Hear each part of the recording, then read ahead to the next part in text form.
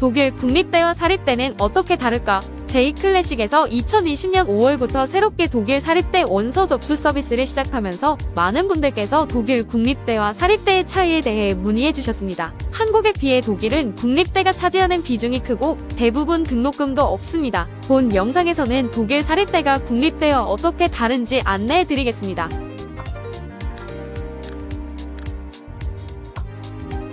한국과 독일의 국립대의 비율.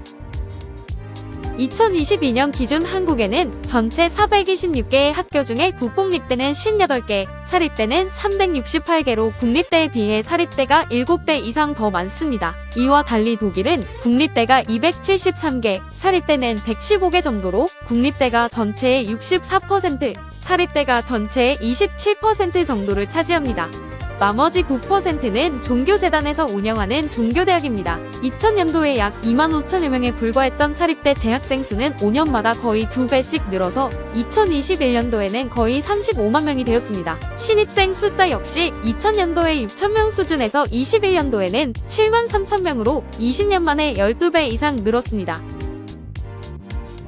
한국 유학생들의 사립대 진학률. 흔히 독일 유학하면 모두 국립대 유학을 생각합니다. 실제 통계를 보더라도 국립대 진학 비율이 전체의 95%가 넘으니 이렇게 얘기하더라도 무리가 없습니다. 하지만 경영, IT 같은 실무 위주의 전공을 주로 다루는 응용과학대학에 국한하면 얘기가 좀 달라집니다. 지난 2021-22년 겨울학기 기준 응용과학대로 진학한 한국 유학생 숫자는 총 742명인데요. 이 중 사립대로 진학한 숫자는 160명, 전체의 21%에 달했습니다. 사립대에 진학하는 학생 중 외국인 비율은 약 10% 정도인데 반해 한국인 비율은 4%에 불과합니다. 하지만 종합대, 예술대와 달리 응용과학대에서는 다른 외국인들과 마찬가지로 사립대 비율이 꽤 높은 편입니다. 예전에 비해 실용적인 이유로 독일로 유학을 가는 인구가 많아진 데다 국립대에 비해 사립대는 학사 과정부터 영어로 수업하는 과정이 많다는 것이 아마도 사립대를 선택하는 이유가 아닐까 싶네요. 등록금. 독일 국립대와 사립대의 차이를 가장 잘 보여주는 항목은 바로 등록금입니다. 이유는 독일 국립대학은 특이하게 대부분 등록금이 없기 때문입니다. 사립대는 이와 달리 한국 대학들처럼 등록금이 있습니다. 학기별로 대체로 3,500유로에서 7,500유로의 등록금을 받습니다. 국립대의 경우 등록금이 있더라도 학기별로 1,500유로 수준이지만 특이하게 사립대 수준의 등록금을 받는 과정도 소수 있긴 합니다. 독일 대학 등록금 검색은 J클래식 홈페이지와 대하대 페이지에서 하실 수 있습니다. J클래식 홈페이지에서는 독일어 영어 학석사 과정 중 13,000여 개의 학과를 검색하실 수 있고 대하대 페이지에서는 2,000여 개의 영어 학석사 과정의 등록금을 검색하실 수 있습니다. J클래식 홈페이지 전공 정보는 매 학기 업데이트되지 않으므로 단순 참고용으로만 활용하시고 정확한 정보는 각 대학 홈페이지에서 확인해주세요. 졸업률.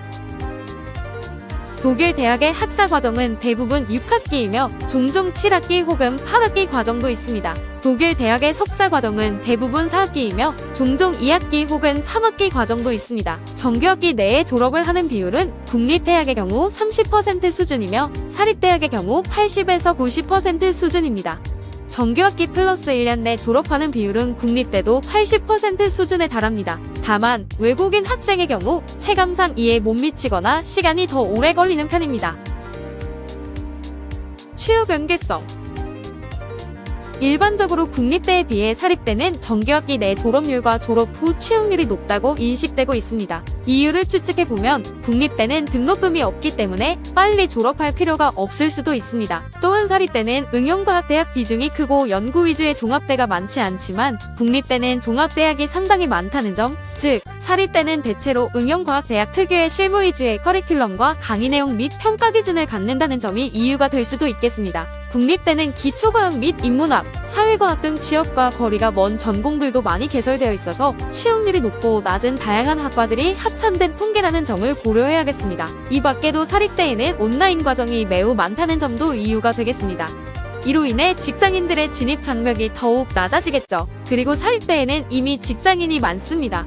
대학 신입생이지만 이미 일을 하고 있거나 입학 후 스타트업이나 장기 인턴십을 새로 시작하기도 하고요.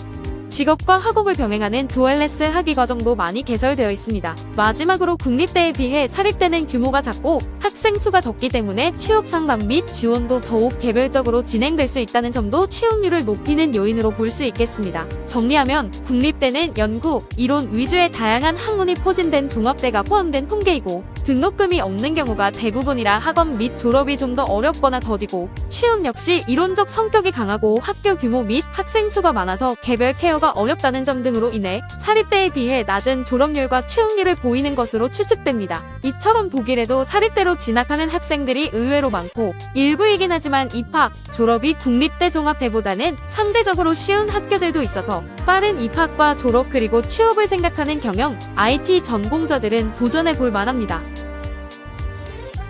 국내 유일 독일 현지 유학원인 J클래식에서는 다양한 유학의 길을 소개해드리고 있습니다. J클래식, 가장 많은 유학생이 찾는 독일 현지 유학원.